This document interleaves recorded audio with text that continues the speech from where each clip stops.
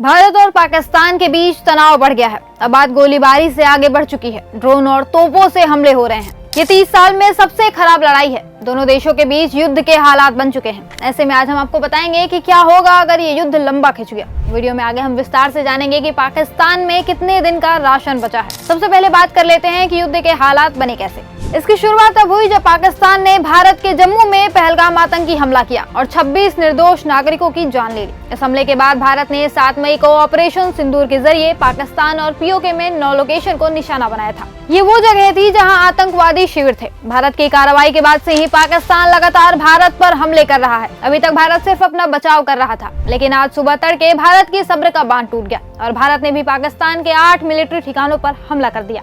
अब पाकिस्तान रोता फिर रहा है। चीन ने भी उसकी मदद करने से इनकार कर दिया है, क्योंकि वो जानता है कि भारत की खिलाफत करने पर उसका कितना बड़ा नुकसान हो सकता है। ऐसे में पाकिस्तान के पास कोई सहारा नहीं बचा है। अपनी हालत बिगड़ती देख पाकिस्तान अब भारत के सामने सरेंडर करने का मन बना रहा। पाकिस्तान के विदेश मंत्री इशाक डार का कहना है कि पाकिस्तान पीछे हटने को तैयार है। डार ने कहा कि हम भारत पर निर्भर हैं। अगर भारत रुक जाता है तो हम भी रुकने को तैयार हैं। हम युद्ध के पक्षधर नहीं हैं।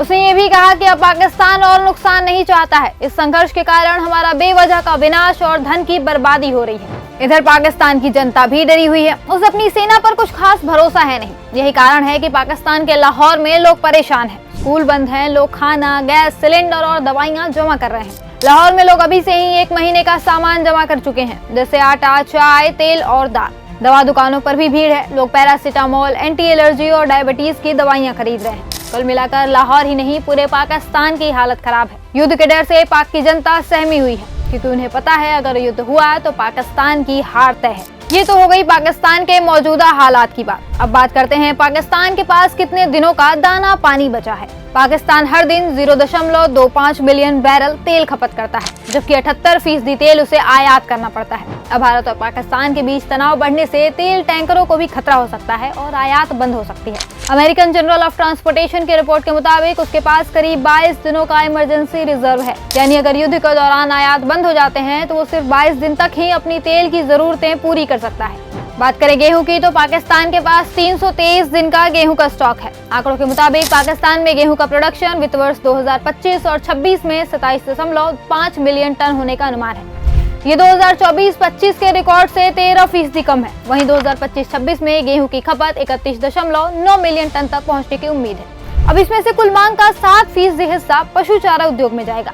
उत्पादन, आयात और खपत को देखते हुए 2025-26 में गेहूं का भंडार घटकर 2 मिलियन टन रह जाएगा, जो 2024-25 के 5 मिलियन टन के रिकॉर्ड से काफी कम है। ऐसे में अब पाकिस्तान के पास गेहूं के लिए भी दर-दर की ठोकरें खानी पड़ेंगी।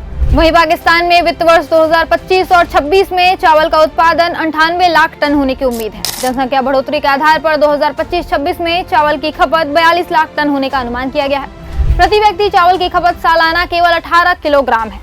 इसके अलावा हर साल करीब 2 लाख टन टूटा हुआ चावल मुर्गी और पशु चारे के लिए उपयोग होता है। मतलब युद्ध के हालात में पाकिस्तान में चावल लगभग 487 दिन चलेगा। पानी के लिए तो पाकिस्तान भारत पर बहुत हद तक निर्भर है। भारत ने अगर चाह दिया तो पाकिस्तान को पानी की भी किल्लत हो सकती है। यानी भारत से युद्ध की स्थिति में पाकिस्तान ज्यादा दिन तक टिक नहीं पाएगा। एक रिपोर्ट तो यहाँ तक कहती है कि पाकिस्तानी तोपों में इस्तेमाल होने वाले गोला बारूद की भी भारी कमी हो गई है। पाकिस्तान के पास अब सिर्फ 96 घंटे यानी 4 दिन तक ही किसी बड़े युद्ध में अपने तोपों और रॉकेट सिस्टम को चलाने के लिए गोला बारूद बचा है। यही कारण है कि पाकिस्तान अब भारत से रहम की गुहार लगा रहा है।